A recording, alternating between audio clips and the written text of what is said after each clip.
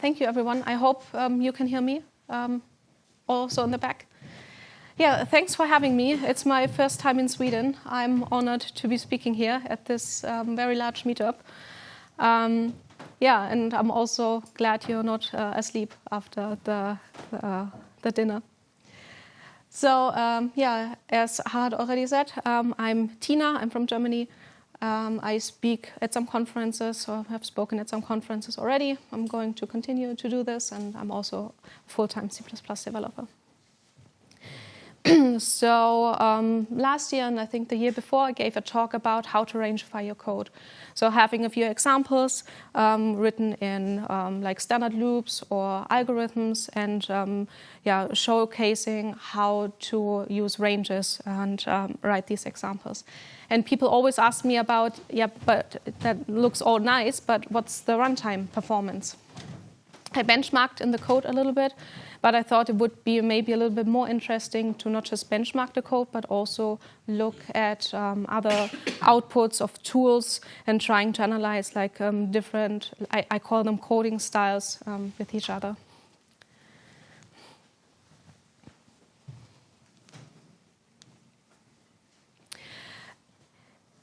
Yeah, so this is how this talk came to be. I'm first going to talk about the setup and how I created the results, because that's very important on which system you're working and how you're creating results. Next, I'm going to explain the code and what I'm trying to analyze. And because I needed to compare the ranges to something else, I wrote the exact same examples in what I call C-style C++, which doesn't use any standard library. C++17, which uses the algorithms from the mostly algorithm library, headers. And C++23, which uses ranges. Sadly, I'm using, or still using range v3 here, because not all of the compilers implemented all of the ranges features yet. Like the last feature that is missing is ranges 2 in GCC, which is not part of GCC 13, but it will be part of 14, which will hopefully be released very soon. So I can update the slides even more, not use range v3 anymore, but also use like pure standard library.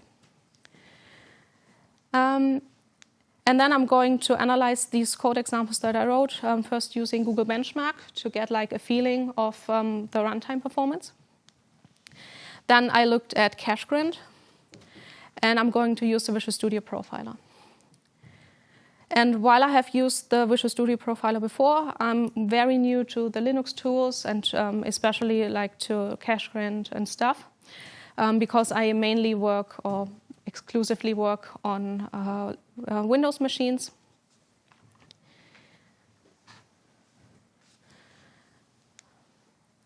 And then looking at the output, we're going to optimize the code a little bit. And then we're going to run the optimizer, the tools again on the optimized code. And then we will see if anything changed in the output. And then in the end, I'm going to share a little conclusion, see what we learned.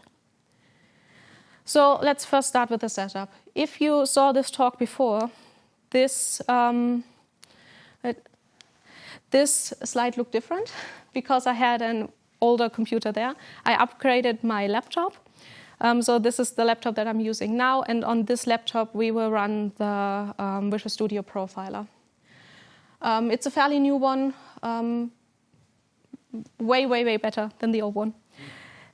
And then I have my main PC, which is ridiculously overpowered, but that's because my gaming PC. And I did all the coding on this PC, and also all the other tools. So the Google Benchmark and the cache grind was done with this computer. So that's important for you to know because of the size of the cache and also the cores and the processor and like everything. It's like a little bit more advanced on that one. So I wrote some code. I wanted to find a real-world example where I can use just all of the ranges, like all of the views and all of the adapters. But it turns out that's actually pretty hard to find. So I wrote these examples myself. That's because it's nonsense code. the code doesn't anything like productive. It just calculates something to calculate something. Yeah, as I said, I wanted to use as many ranges and views from C++ 20 and 23 as possible, and that's how the code came to be. I already said I use range v3 for that. It's still range v3 in this version. Hopefully in the next version, it's all standard library. And to mimic some kind of real-life function, I wrote just 3 sub-functions, and they will be called in a main function, just to have a little bit more depth and not just like a spaghetti code in one big function.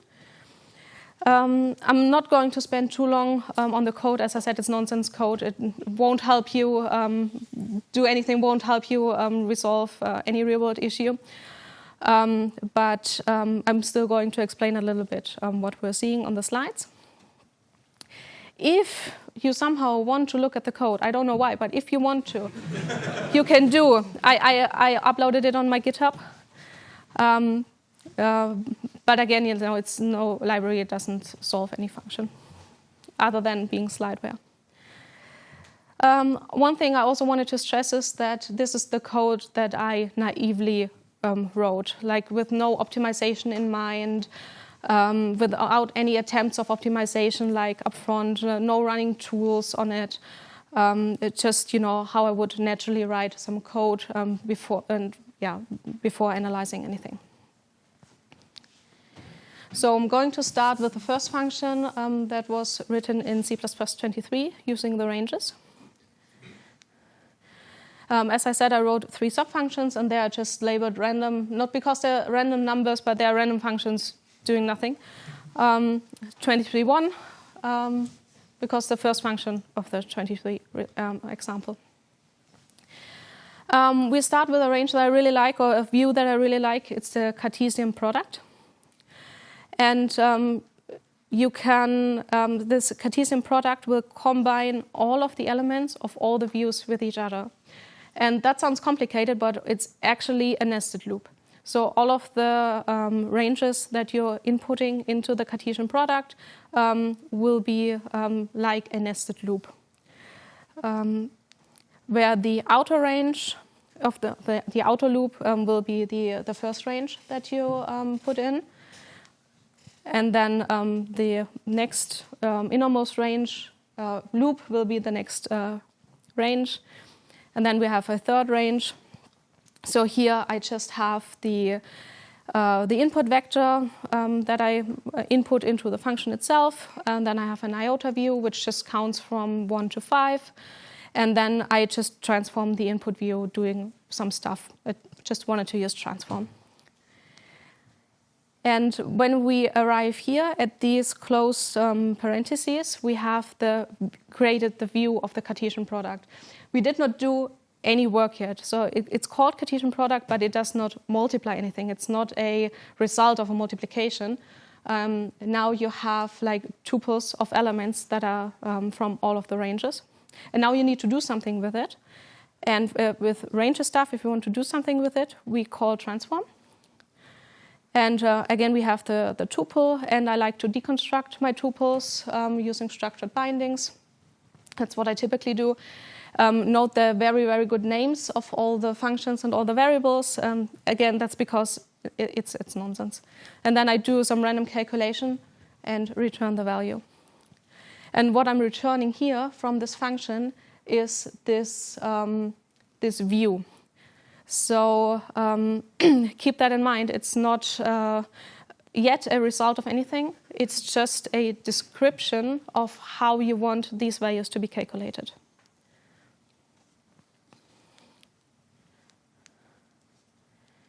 So I wrote the same function in C++ 17. And sadly, you have no other option than to actually write a nested loop. If there would be 2 input ranges, you could use the transform with the 2 inputs. But I deliberately used 3 ranges here, so that I need to write a nested loop. And for typically all of my code and all of my functions, I create a vector. Here I reserve the size, and then in the end I output the vector So this is a standard pattern in my code that you will see everywhere.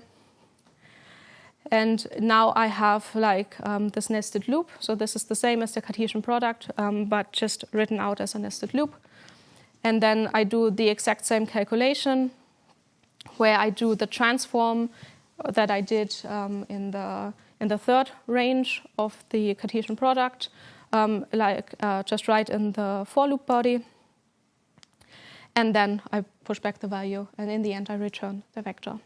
So there's already a difference to the C++23 version, because here I'm actually creating a vector with the elements. This will be executed right away. And so for the ranges stuff, you only created a description of the calculation. And the C style looks pretty similar to the C++17 one, except for no standard library. So this function gets also an input range, but this is now a pointer, and it gets a size. I also create a new memory on the heap, which is scary for me because I don't really do that. And then I have like 3 indexed loops, do all this calculation stuff. And then I also return the new, the output that I created. So then the second function, for the second function, I really wanted to use zip with, which is called zip transform in the standard library. And so zip combines the ranges that you input, like not in the Cartesian product way, but you go through them like all of them at the same time, but through all of them. So it's super handy, and it would be the same, using zip with would be the same as using just a zip view in a range-based for loop. But for the fun of it, I use zip with here. And because this is how the language works, this is a variadic template. So you have a parameter pack of the ranges that you give in. And the parameter pack is the template parameter that goes last. So the first parameter here needs to be the function. That's typically the other way around. Typically you have all your inputs first, and then you have your function that you want to apply to it, like if you're thinking of transform or also for each or stuff like that. So this is reversed. Because of that, now this is a parameter pack, and you can just input all of your ranges, and it will be applied to the function that you give in. And you see here now you don't have a tuple or anything. You have the elements like right away separated. So now I have 2 elements, again, A and B, from range 1 and then range 2.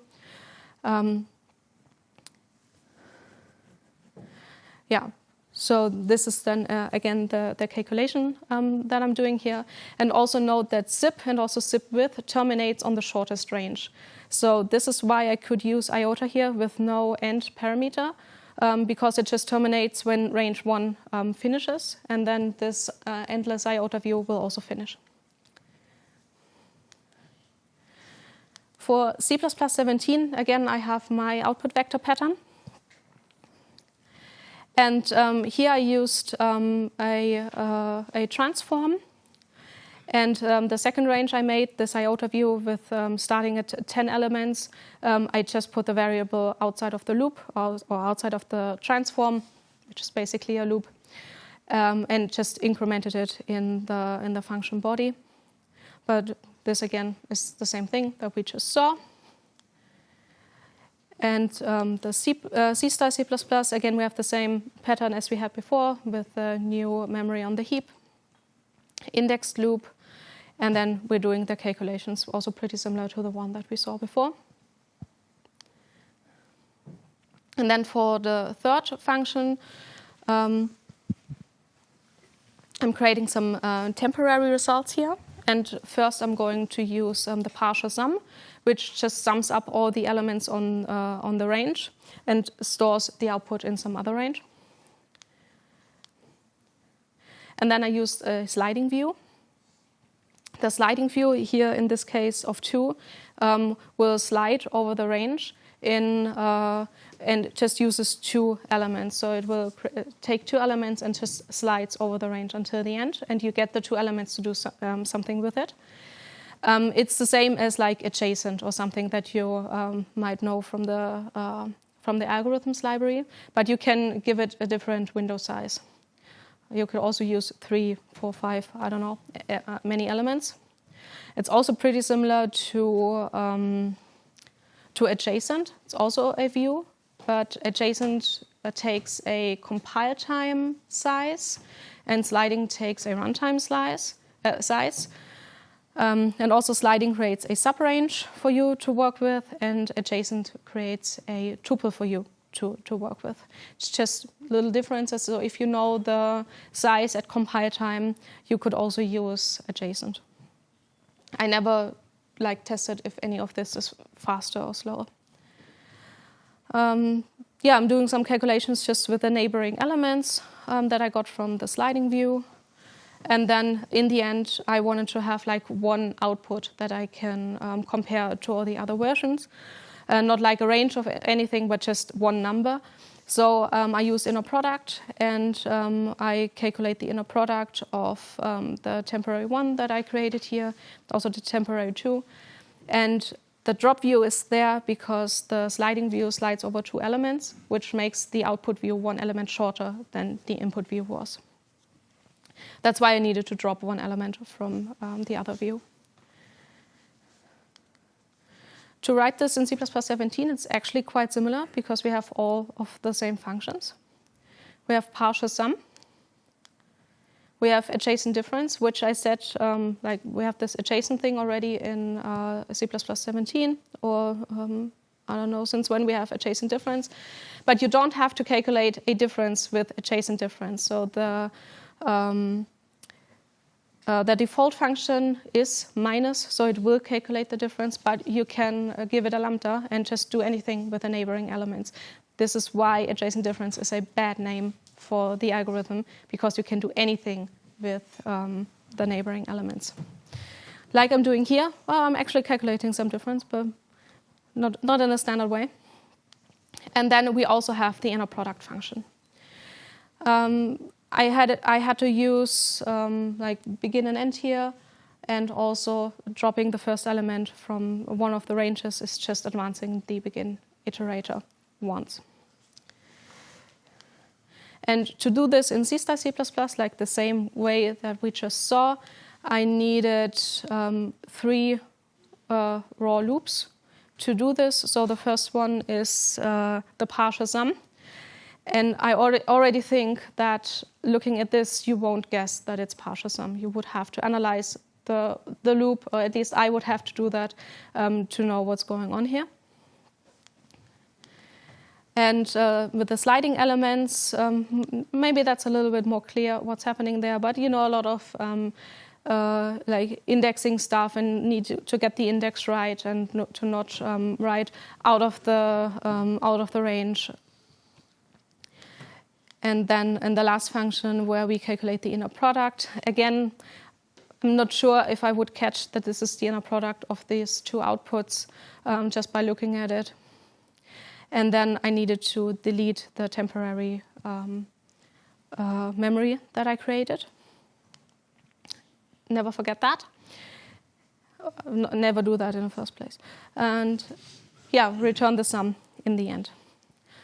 So now I have these 3 functions. I'm going to call them just one after the other.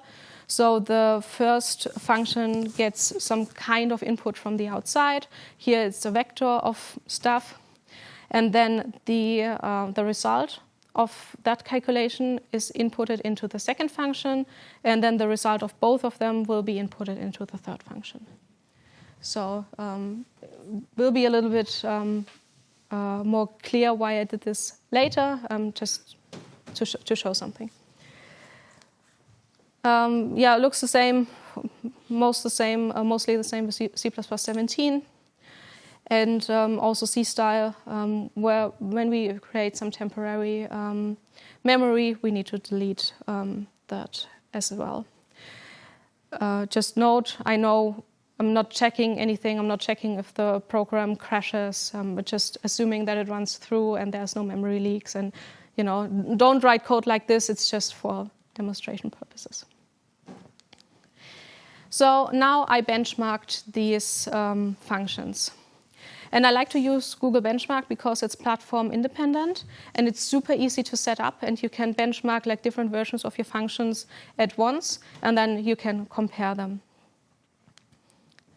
So to set this Google Benchmark up, you would have to write a static void function that gets a benchmark state as its argument. And then you do all the setup stuff that you don't want to be benchmarked. So here in this case, I'm creating the input range outside of the loop. I don't want this creation to be part of the benchmark. And then you loop over the state. And then in the body of this loop, you do everything that you want to be benchmarked. And I use this do not optimize variable here, and that's because compilers are super smart. And they might recognize that I'm returning some double from this function that I'm never catching, I'm never using. And it might get optimized away. It would be a super fast function, but not what we want to measure. So I use this do not optimize. And then you need to write this benchmark macro where you register your benchmark. I also changed the output to milliseconds because standard is nanoseconds and just huge numbers, and I think milliseconds is easier to understand. And then you call this main function, which just wraps the main function and calls all the benchmark stuff that you did. And you do this for all of the functions you want to benchmark in one file, and then it runs all of your benchmarks at once. And the output looks something like this. This is the output from my gaming PC. So this is not like the stats from what this laptop would create.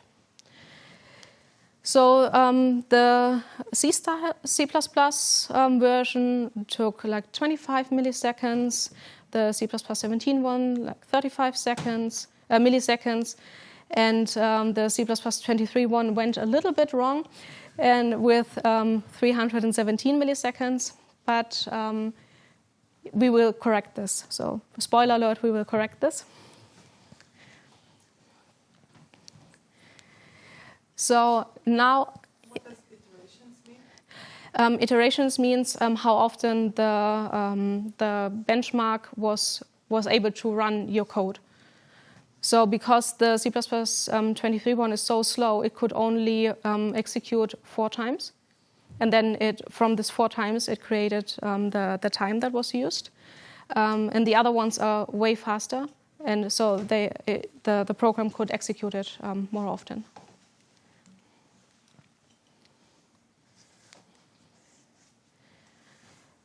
So I always wanted to learn Valgrind. Well, not really, but I thought for this talk it might be interesting to also analyze the cache usage of the different versions of the program, because it also has a huge influence on the runtime performance.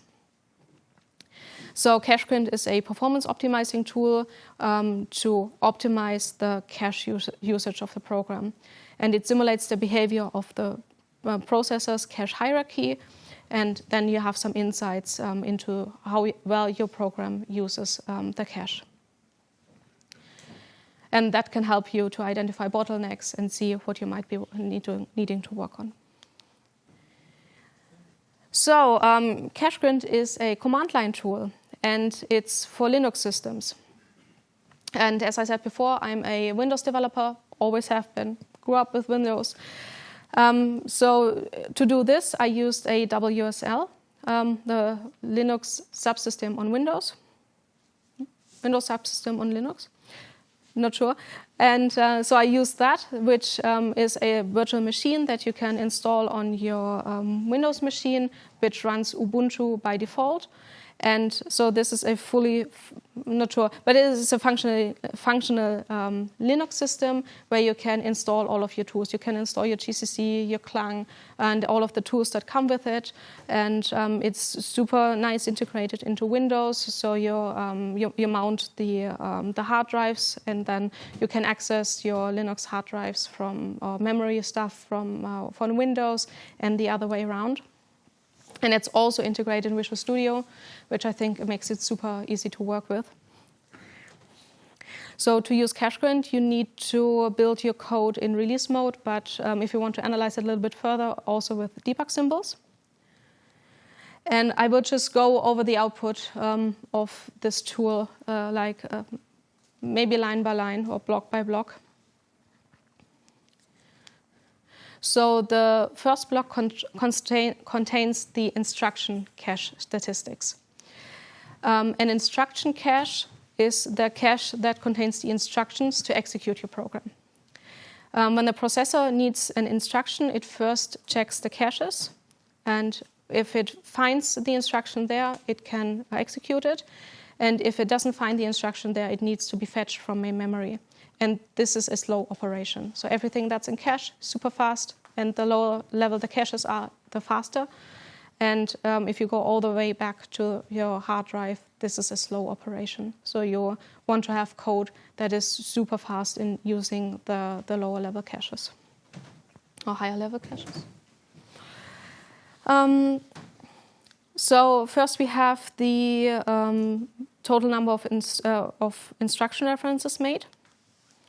And then we have the misses. So the misses is when the code didn't find the instruction in one of the caches and needed to fetch it. And you want to have the number of misses like very low, like probably 0%. That's pretty good. And so we have this divided into level 1 cache misses and also then the last level cache misses, which on this computer, it has level 2 and 3 cache, it's just combined. And then, the miss rates for both. And the next block shows the data cache. Now, data cache is quite similar. It contains all the data that your program needs to execute. And it's also stored in these caches.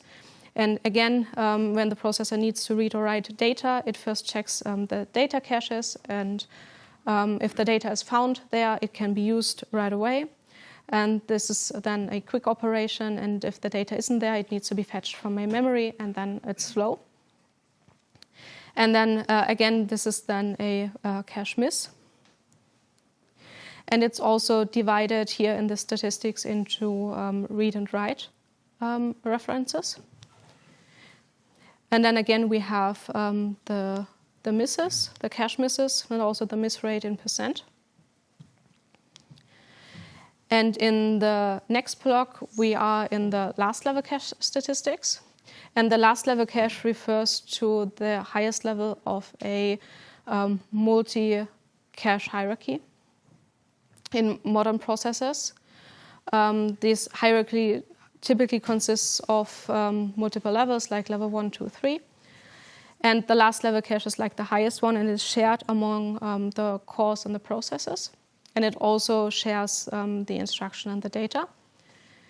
And the last level cache is larger than the other caches, like compared to the other caches. And it's usually a little bit slower. But overall, it's still faster than fetching stuff from main memory. So also the last level cache plays a crucial role in optimizing your program. And the last block contains information about the branch prediction, and where the first line tells you the total amount of branches that were executed during your program. And it further breaks down into conditional and indirect branches, where conditional branches change the program's execution flow based on a condition. You have this in for loops, you have this in if statements, and depending on the result of this condition, your program can execute the next instruction, or it maybe needs to jump to a different location in the program. And indirect branches involve a jump to an address specified by a register or a memory location, rather than a fixed address. And indirect branches are often used in function calls and virtual function dispatch, jump tables, and situations where the address might not be known at compile time.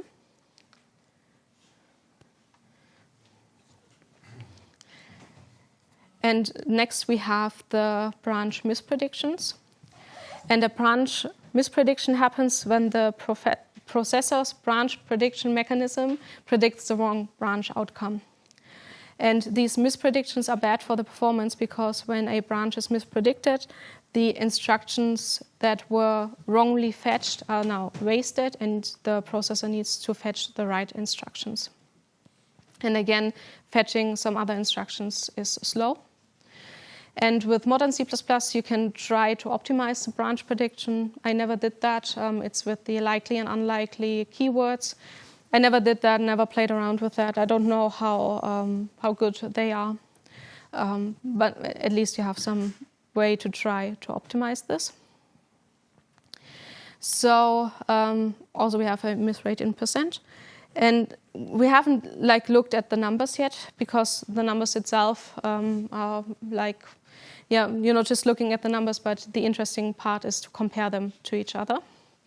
So I ran a cache grind for the C-style C++, C++17, not going over these numbers now one by one, and also C++23. And now you all know the numbers by heart. I compared them here in this slide. So if you want to get the slide deck and look at all the stats yourself, you can do that, feel free.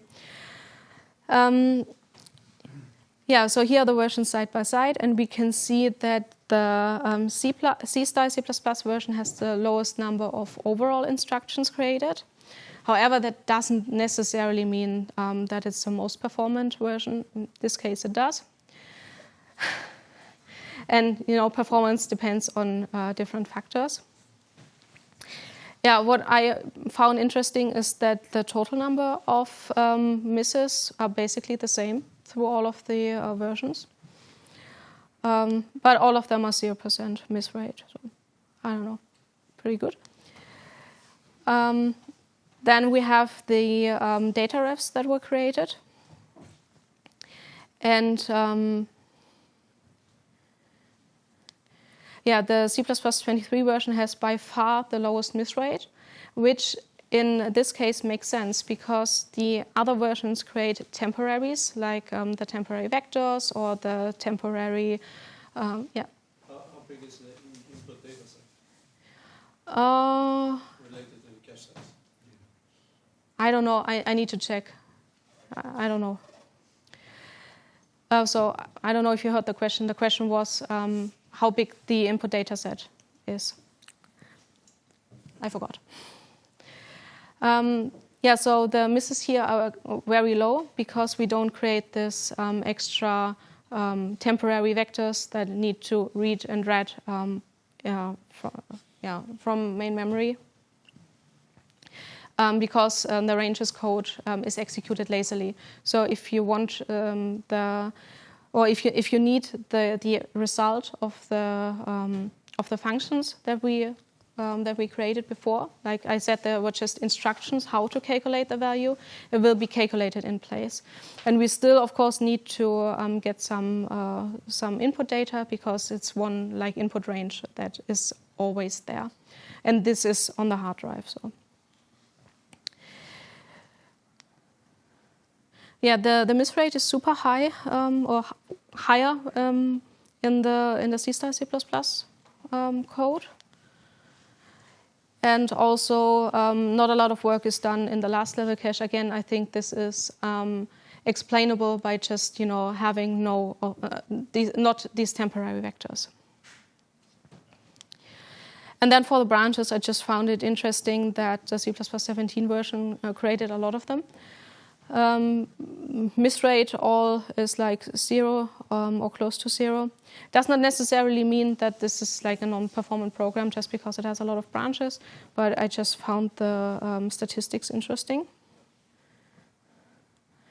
And again, I'm also not super used in using these tools, so I couldn't tell you like in relation to like any real-world programs if these stats are good or if they're not good. I'm just comparing them to each other. I don't have the experience with that.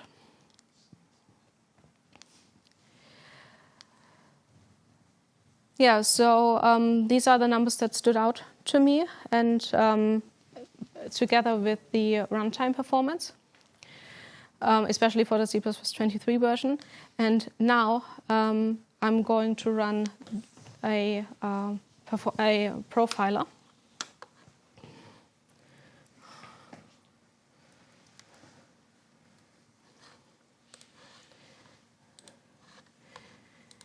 So I don't know if you...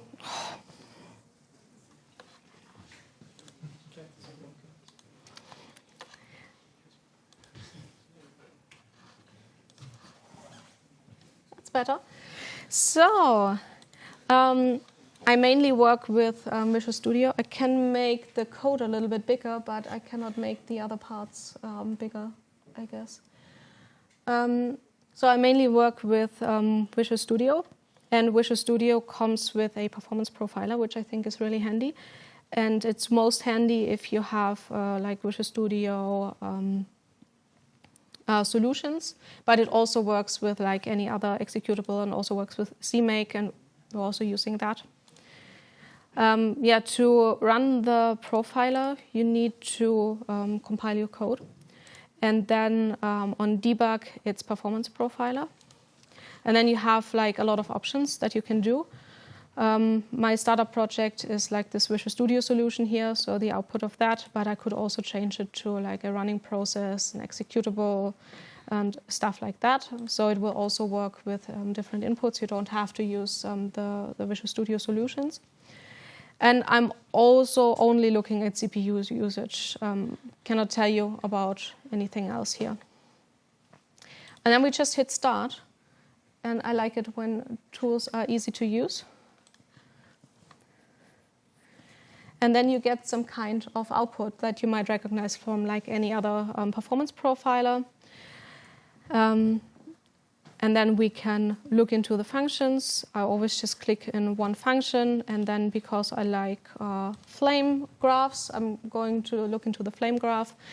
And I like the flame graph because you can see like really visually where the program spends its time. So you can see here it spends like almost all its time in main, which is good, it should. And then it spends some time in the first function, a little bit more in the second, and the most time in the third function. And if you're using like the solution and stuff, you can now click on this function that is slow, and you can see it's highlighted your code and where your code is slow, where it spends all its time. And so for this to optimize,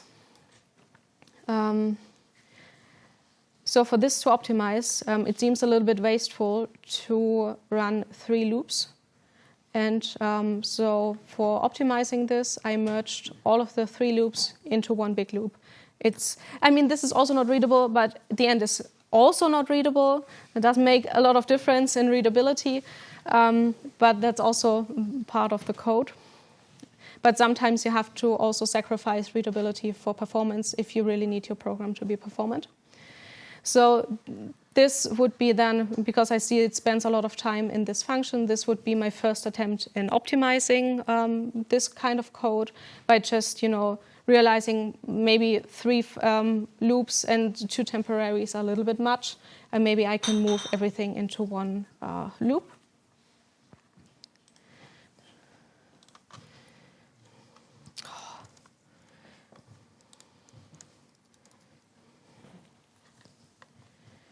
So this is what I would do then for the C-style C++, and we will go back to the presentation later, and then we see the new outputs.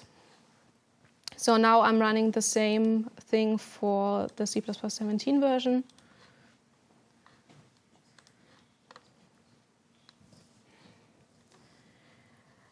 And we can see, and we already see it here, but we can see like the same pattern that it spends like all of its time in main, it's good, but also it spends a lot of time in the third function.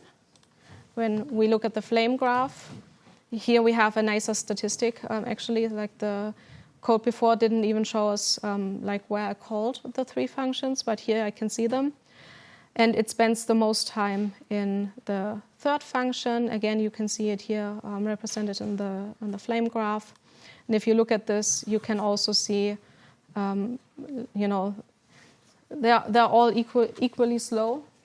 But yeah, this is where most of the time is spent, or a lot of the time is spent in the program. And the optimization for this would be exactly the same. Like I'm seeing 3 loops here, which could be 1 loop, 2 temporaries, and I can get rid of them entirely. And this would be the optimization also for this code. And now, maybe the more interesting stuff is, why is our ranges code so slow?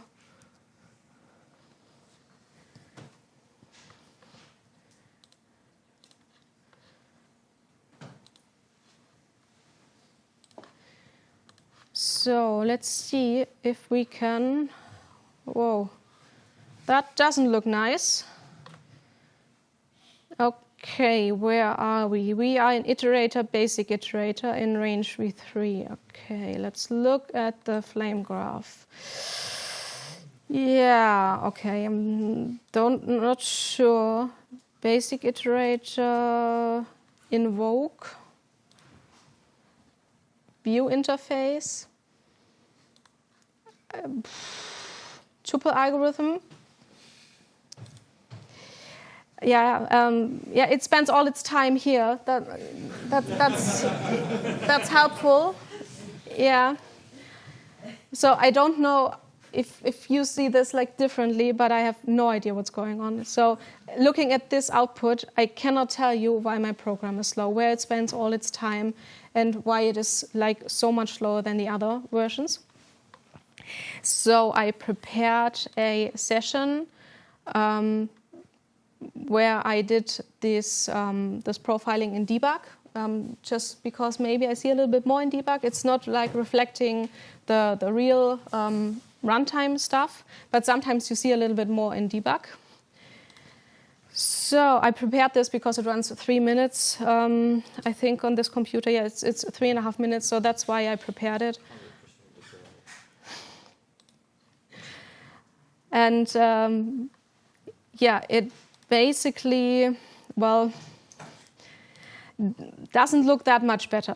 So again, we're spending all of our time in main. That's good to know, actually. We're spending all of our time in the last function, where all of the in this function here, where we actually do the stuff. Yeah, again here, all of the time in the destructor, I guess. But this visualization is also not 100% perfect. Yeah, I still don't really know what is going on, but I got an idea when I looked at this, because I really didn't know. Well, it spends all of the time in inner product. And we already know this because we call this function with all of our ranges views, which has not calculated anything yet. It will only be calculated in inner product, where we actually need the elements. So we have created this views struct, which doesn't do any work until now. So I knew that, but why is it slow? And yeah, I needed to profile this myself when I wrote the code. And the thing that stood out to me is just like these. This is this is the type of the view. And what stood out to me is that I always saw this Cartesian product view. Like I have this here, but I also have this like here in these parallel things. This is also Cartesian product view. This is also Cartesian product view. And we're also doing something here with Cartesian product. And then I thought, well, maybe I'm doing something weird there. I'm calling Cartesian product twice, which is a nested loop. And of course, if I'm doing all this calculation like twice, that might be the reason why it's slow. So I look back at the code. I look back at the code. And now it's a little bit too big to fit on the... So what you can see here is that I'm using the output of the first function, which again is the Cartesian product. You have to see this as your Cartesian product view. I use this in the second function, and now I just added stuff to the ranges, to the views. I just added more instructions on how to calculate stuff, but I haven't calculated anything yet. And then I'm inputting range 1 and range 2 both into the third function, where both get evaluated. So now I'm evaluating range 1, which is Cartesian product, and I'm also evaluating range 2, which is also Cartesian product, because I didn't do any work yet. So this is where it went wrong, and I think it's also something that you might miss if you're returning ranges from your functions. But the fix for this is super easy, and we will see this now. The cat is back. Yeah. So we see it for the ranges in a few minutes. As I said, for the C*, C++, I'm just combining the 3 loops into one big loop. So this is the first loop, and it went here. You don't have to understand it now. You can just trust me. I mean, the output is fine. You can just trust me. It also would take too long to analyze everything. So this is the second loop, and it went here. And this is the third loop, and it went here. And now we have eliminated 2 of the 3 loops, and also all the temporary data that we created on the heap. So I expect this, of course, to be faster. And as I said, for the C++ 17 version, I did the exact same optimization. So this is basically also 3 loops. Like these algorithms are always also loops. And just to be quirky and do something different, I used accumulate for this, because the inner product is also a result of a sum. That's accumulate. But basically, the optimization is the same. I just didn't write a for loop, but I used accumulate. So, and now for the C++ 23 version, as I already said, the problem is how I'm using the views, what is inputted into what, and when the things are getting evaluated. And so this is the first function with the Cartesian product. And I needed just to make sure that this thing is executed. And it's only executed once. And to do that, I need to force it to execute. And I force it by storing the stuff in a vector. Now... Would it be the same if you would return the vector from the function? Yes, I could create a vector and fill the vector and then return a vector. But I like to use ranges too, because it will create the vector and fills the vector with with the result of your view. And this is the entire optimization that I did. So I needed to change nothing else in the code, because I'm using auto return type. Because you also cannot spell out as you saw the type for the views, you cannot spell this out. So you need to use auto. Now with a vector, you wouldn't have to use it, but it just it all just works now without changing anything else. And all the other functions are also exacting a range, and a vector is a range. So it just works without changing anything else. And I benchmarked it again. So these were the numbers that we had before. And so the C-style benchmark is about twice as fast as it was before, which I think is pretty nice. C++17 also still a little bit slower than the C-style version, but also improved a lot. And now for the ranges, ta-da! Yeah, I managed to get the speed like really low. That's what I wanted. And now I also looked again at the cache grind output. I have like all the output here. You don't need to remember this output. You don't need to remember the output that we saw before.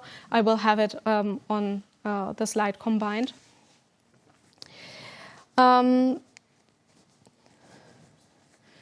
Yeah, for the C style, I wanted to. Yeah, so this is side by side. So this is the old output and the new output for the C style. And as you can see, the instruction refs went down a little bit, which is understandable because the program is simpler. You only have like this one loop instead of three, you know already.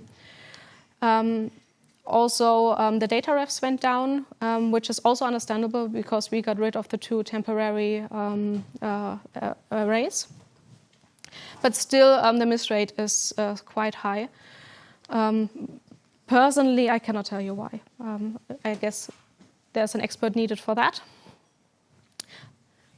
If you refresh the memory. Sorry? If you allocate the memory and you do the loop, yeah. will it get like stalled and to get the data from the memory to the D1 cache before you can use it? Is that a problem? Yeah, we can talk about later. Also, less work at the last. I think the percentage might be high because the totals are much lower than the others. Yeah. The totals are lower than the others. We will see it. Then I will compare the output also. But yeah, the totals are pretty low. Yeah. And also, last level cache use went down. It's, again, same reason, not having like the temporaries to deal with. And also program, again, got a little bit simpler, less branches. I told you that the for loops create branches, and we got rid of two of them. So this is then the entire output for the C++17 version. And here again, it's side by side. We also simplified the program, so less instruction refs. Also less data refs, which again is the same optimization that we did for the C-style one. And also last level, again, understandably went down. And still quite a lot of branches, more than the others, like comparatively. We will see it later. But it does not have to be a problem, as I said. So the mispredicts are super, super low still. And now this is the output for the C++23 version with the ranges. As we can see, we got the instruction refs like way down. Now the data refs also went down, but the misses went up. And I think, again, not having a lot of experience there, but I think that's because now we have a new temporary. For the other versions, we eliminated two temporaries. But to optimize this, we needed to create the vector with a Cartesian product result.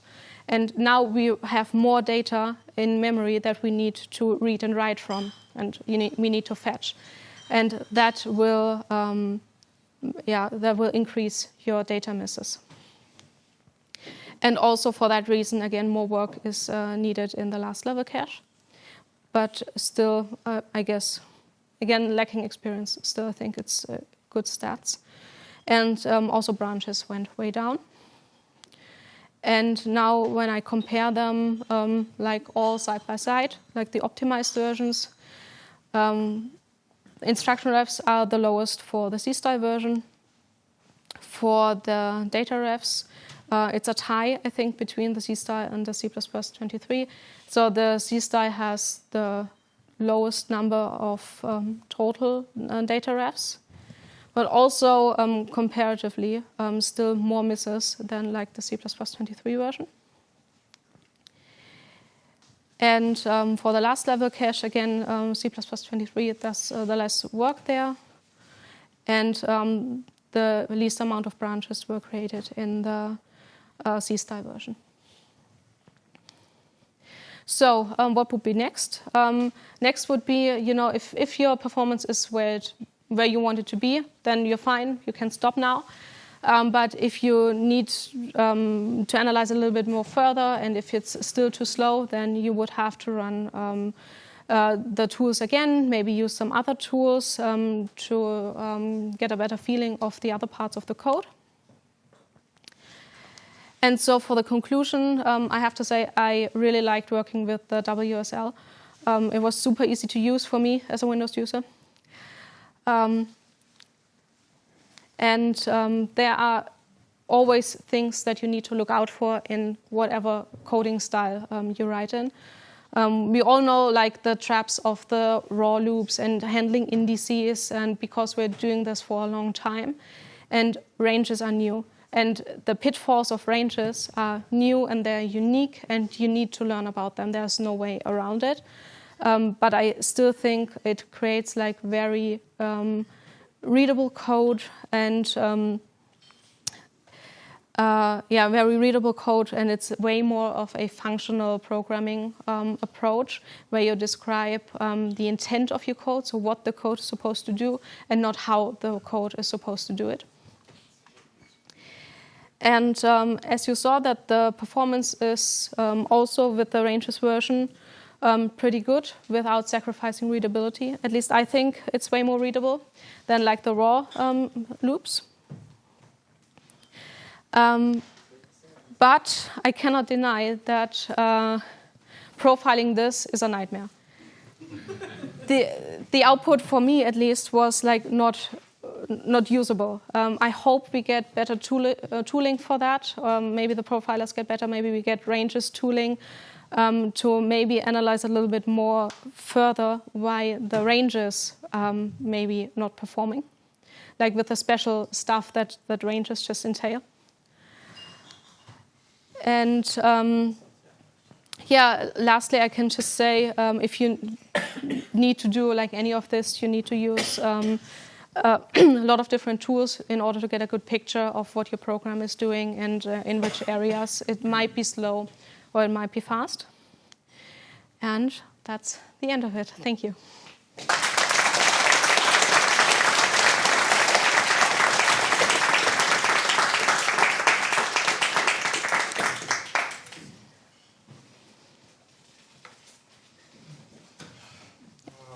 I have a question about disabling the optimizations in the benchmark. I'm not very familiar with what kind of optimizations does it disable. So in this case, so if the compiler realizes that you don't use the result of your function, it might not even call your function, and so this then it will prevent the function or the output from getting optimized away. But it is different from like disabling all the optimizations. No, it will not disable optimizations. It will just make sure that your function is executed. Because there can be a problem in benchmarking stuff like this, that you're executing a function and the compiler thinks you don't need this, you never use the output, and it will just never execute it. It just forces the benchmark to be executed.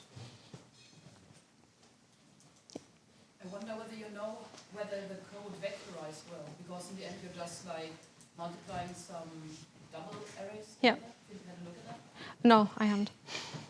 Because I would wonder whether that's different across the different kinds of optimization, the different kinds of codes. So it would be interesting to like run it for int, for example, for double instead of doubles. Yeah. Do you have a good tool to analyze the vectorization? Not really. I think I'd just use something like the Godpol Compiler Explorer and have a look at whether there's any similar stuff. Yeah. Intel has a tool. I forgot the name now, which is really bad. I made a talk about it and I forgot about it. But it's kind of cache going, but with steroids. So it's gonna give you like the what? VTune? What? Yeah, VTune. VTune. Yeah. It's free. It gives you the same data as basic, but on top of that, you can look on every instruction, and it can tell you this is slow because it's waiting for the cache, or this is slow because it's waiting for the branch protector to get correct. So you can get the exact line, and it tells you why it's stalling the CPU. Yeah. I don't think it's been free for. Oh, it's been a while now. Yeah, it's a while now. Okay. Yeah. I've used it like I think 2 times in my life, but I should use it maybe a little bit more. It's very heavy. Like I used to use that to profile on an actual game. It takes forever. On a benchmark, on a smaller reduced test case, it's fine. It's a micro benchmark tool. Don't use it on an entire project. It's going to kill you. Yeah. What do you think about readability with using the pipe operator for composing this? Yeah. Do you think it's a good choice or not? Because I'm like flashbacks to iOS using operators for like composing these. I personally think it's very readable, but I'm also used to it now because we're using, like in our code base, we're allowed to use the newest versions of the compilers right away. So we're working with MSVC with the latest flag and also with the newest GCC when it releases, typically. And so I'm using ranges since even before C++20 because we used our own range adapters and we used boost ranges before. So for me, it's very readable, but it's also because I'm used to the code. I think if you need to get familiar with it for you to maybe find it more readable. Yeah. Just a comment, not a question, but in this case, the compiler version is really important too. Different compilers and between different versions, they have different implementations. Like for C++23, as you said, it's recently just implemented. It will be much more different. Yes, that's true. I think 5 years ago that I made a comparison with exactly this kind of calculation between the classic C++ and C++17. There were 50 times performance difference. Yeah. Now it's much better. Yeah. Yeah, so I used GCC 13 and for MSVC the latest. But the latest that I got last year, I didn't update the numbers, so from half a year ago or so, it was the latest version. Thank you for the talk. Do you have experience optimizing ranges in like a larger project? Because I can imagine that it relies heavily on compiler optimization and can be brittle just from moving code around between translation units and stuff. Not really with optimizing the ranges. We use ranges throughout the code, but not like super heavy, like you can see here, like not everything is in ranges. And typically we have the pattern that we want to create the output right away. So we typically have the pattern that we have like the ranges stuff, and then we use ranges 2 to create some output vector or a map or any what you can just create with it. So this is our typical way to work with it, and we hardly ever return views from functions because it's not really needed. We're just using it as a different way of calculating stuff. We used algorithms before, now we use ranges. It's just a different way of doing it, but we typically need the output range then again. Yeah. So that stuff isn't really an issue for us.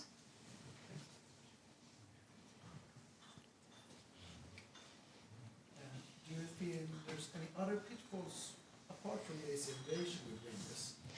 Yeah, Nico did a talk about the pitfalls of like the filter view. He can do this way better than me, but he's also a little bit more angry than me about this stuff. So like the filter view like caches the begin. So if you want to like reuse your filter view, the second finding of the begin is a little bit faster or way faster.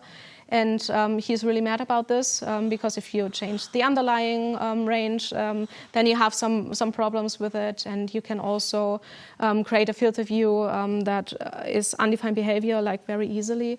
So yeah, there are more pitfalls, but apart like from those, I'm not aware of them. But I think if someone is aware, then it's Nico.